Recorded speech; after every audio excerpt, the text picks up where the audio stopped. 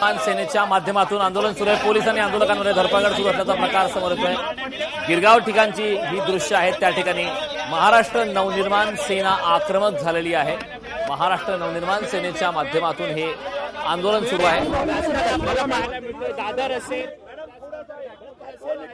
आपण जर पाहिलं तर पांढऱ्यापट्टीचा वाद जो आहे तो आता गिरगावात देखील पाहायला मिळत आहे। या गिरगावात देखील पांढऱ्यापट्टी मिटवण्याचं काम जे आहे ते मनसेकडून करण्यात येते। मनसे या संदर्भात आंदोलन करताना पाहायला मिळत आहे। पांढऱ्या पट्टीवरती जर आपण पाहिलं तर काळ्या रंगाची मार्किंग करण्यात येते आणि त्या अनुषंगाने पोलिसांचा बंदोबस्त देखील इथे तैनात आहे। पोलिसांचा विरोध करण्यात येतो आहे। मनसेच्या आंदोलनाला पोलिसांकडून विरोध मोठ्या प्रमाणावर करण्यात येत असला तरी देखील मनसैनिक जे आहेत ते आंदोलन सुरूच ठेवणार असं देखील त्यांच्याकडून सांगण्यात येत आहे आणि त्या अनुषंगाने मनसैनिक आणि पोलिसांमध्ये चर्चा जी आहे ती देखील सुरू असताना आपल्याला पाहायला मिळत आहे। खरं तर संपूर्ण मुंबईभर हा जो वाद जो आहे पांढऱ्या पट्टीचा तो चिघळताना पाहायला मिळत आहे। घाटकोपर या ठिकाणी पहिल्यांदा आपण पाहिलेलं होतं, सोसायटीमध्ये पट्टी मारण्यात आलेली होती। काल आपण पाहिलं तर दादरमध्ये देखील अशीच पांढरी पट्टी पाहायला मिळाली होती। महाराष्ट्र सैनिकांनी अर्थातच मनसेकडून संदीप देशपांडे यांच्याकडून विरोध करण्यात आलेला होता आणि आता देखील आपण जर पाहिलं तर गिरगावात देखील हाच वाद जो आहे तो पाहायला मिळत आहे। मनसेकडून विरोध करण्यात येत आहे। त्याच्याच निषेधार्थ पांढऱ्या पट्टीच्या निषेधार्थ मनसेकडून हे जे आंदोलन करण्यात येते त्याला मात्र पोलिसांकडून विरोध मोठ्या प्रमाणावर करण्यात येत आहे। त्या अनुषंगाने पोलीस आणि मनसे यांच्यामध्ये बातचीत सुरू आहे। आंदोलनासंदर्भातच ही बातचीत सुरू असल्याचं कळतंय। खरं तर एकंदरीतच जर पाहिलं तर गेल्या अनेक दिवसांपासून हा जो वाद आहे तो चिघळत असल्याचं पाहायला मिळत आहे। आपण बातचीत करतोय सर, हे मुंबईचं विद्रुपीकरण जे चाललेलं आहे याला जबाबदार कोण आणि पोलीस यांच्यावर कारवाई करण्याऐवजी तुमच्यावरच करताय? नाही, याला सर्वस्वी जबाबदार ना प्रशासन आहे। कारण हे प्रशासन ना जैन लोकांना विकलं गेलेलं आहे, हा माझा स्पष्ट आरोप आहे। हा इकडचा आमदार मंगलप्रभात लोढा हा जैन विकास मंत्री आहे। हे प्रशासन जैन लोकांना विकले गेले आणि पोलिसांनी मुद्दामून जाणून बुजून याच्याकडे कानाडोळा करतायत। जेव्हा आम्ही मनसेवाले जेव्हा इथे काळा रंग मारायला आलो तेव्हा पोलीस आम्हाला अडवतात। मग ज्या वेळेला हा पांढरा पट्टा मारला या लोकांनी त्यावेळेला पोलिसांनी का नाही कारवाई केली? इथे सीसीटीव्ही आहेत, पोलिसांनी शोधायचं कोणी पट्टे मारलेत आणि गुन्हा दाखल करायचा त्याच्यावर।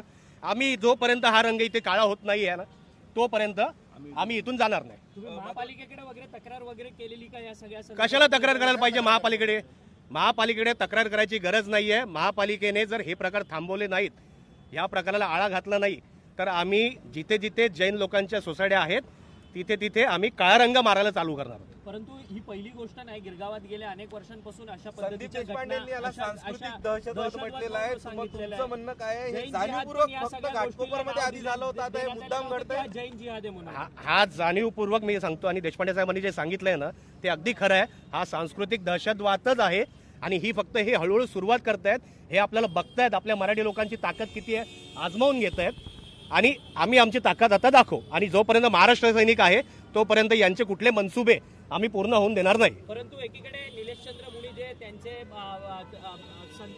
काय धार्मिक गुरु आहेत ते म्हणतात की आम्ही सुद्धा बांगड्या घातलेल्या नाहीत, अशा पद्धतीने धमकवण्याचं कुठेतरी वक्तव्य त्यांच्याकडनं येत आहे। बघूया ना, त्यांनी बांगड्या घातल्यात नाही घातल्यात त्यांनी समोर यावं महाराष्ट्र सैनिकांच्या, मग कोणी बांगड्या घातल्यात काय होतंय ते आम्हाला कळेल आणि मला वाटतं लवकरच आता त्यांच्याकडे बांगड्या पाठवायचीच वेळ आलेली आहे।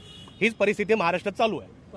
परंतु सातत्यानं जैन समाज एकीकडे आपण बोललो की अहिंसेच्या मार्गावरती जाणार आहे, परंतु त्यांच्याच मुनींकडनं अशा पद्धतीची चिथावणीखोर भाषणं किंवा धमक्या येणं हे कितपत योग्य आहे तुम्हाला वाटतं? बघा, एकीकडे अहिंसा, किडे मरू नये आपल्या पायाखाली म्हणून पट्टे मारायचे, मारहाणीच्या गोष्टी करायच्या, कसं समर्थन करतात? नाही, हे त्यांच्या मनातलं आहे ना, त्यांच्या मनातलं हे बाहेर आलेलं आहे।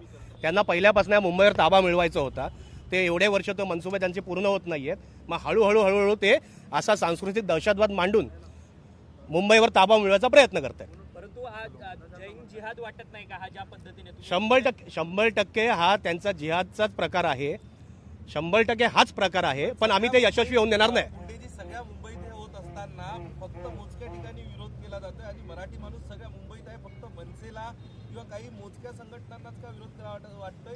सगळ्या सर्वसामान्य मराठी मुंबईकरांची हा मनसुबा आणून पाडणं ही जबाबदारी आहे असं वाटत नाही का? तुम्ही काय आवाहन कराल? आहे बघा, मी तुमच्या चॅनलच्या माध्यमातून मुंबईतल्या महाराष्ट्रातल्या सर्व तमाम मराठी भाषिक लोकांना सांगतोय, सगळ्यांनी एकत्र या, सगळ्यांनी एकत्र येऊन या विषयाला विरोध करा, नाहीतर कालांतराने मुंबईचं नाव जैन गाव असं हे लोक करायला कमी करणार नाहीत. महाराष्ट्र नवनिर्माण सेनेचा जय हो! महाराष्ट्र नवनिर्माण सेनेचा जय हो! राजसाहेब ठाकरेंचा जय हो! लोकशाही मराठी ऐका, पहा, जागरूक रहा.